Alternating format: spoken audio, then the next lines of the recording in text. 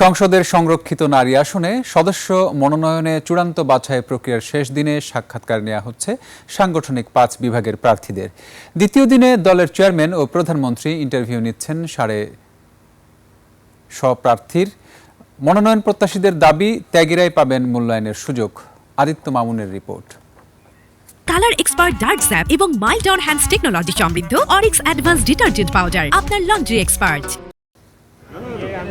দুপুরের পর থেকেই সাক্ষাৎকারে অংশ নিতে বিএনপির গুলশান কার্যালয়ে আসতে শুরু করেন মনোনয়ন প্রত্যাশী নারী প্রার্থীরা। বিকেলে সাক্ষাৎকার কার্যক্রমে অংশ নিতে গুলশান কার্যালয়ে পৌঁছান দলের চেয়ারম্যান ও প্রধানমন্ত্রী তারেক রহমান।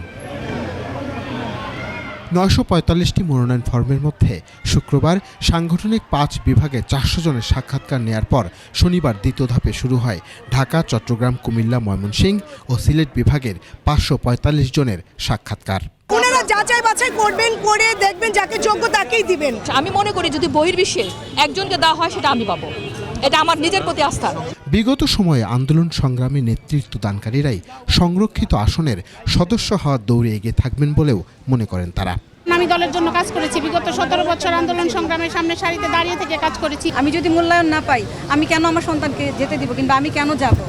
প্রার্থীরা বলছেন, সুযোগ পেলে নারীর ক্ষমতায়ন সহ আইন প্রণয়নে ভূমিকা রাখবেন।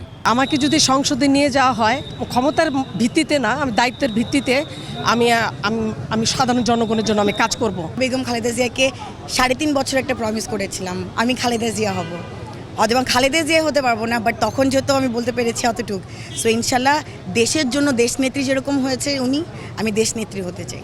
আমাদের রাজনীতিতে আমাদের দেশের সেই অবস্থান আমি আন্তর্জাতিক জায়গায় তৈরি না করব যে আমি বাংলাদেশী হিসেবে সম্মানিত হতে পারবো, ততদিন পর্যন্ত আমার রাজনৈতিক যাত্রা কায়েম থাকবে। মহিলাদের জন্য আমি কাজ করতে চাই, তারা যাতে ঘরে এবং বাইরে সুরক্ষিত থাকে।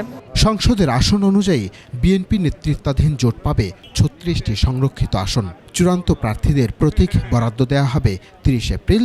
এরপর আগামী ১২ মে অনুষ্ঠিত হবে ভোট গ্রহণ। আদিত্য মামুন, ২১ টেলিভিশন, ঢাকা।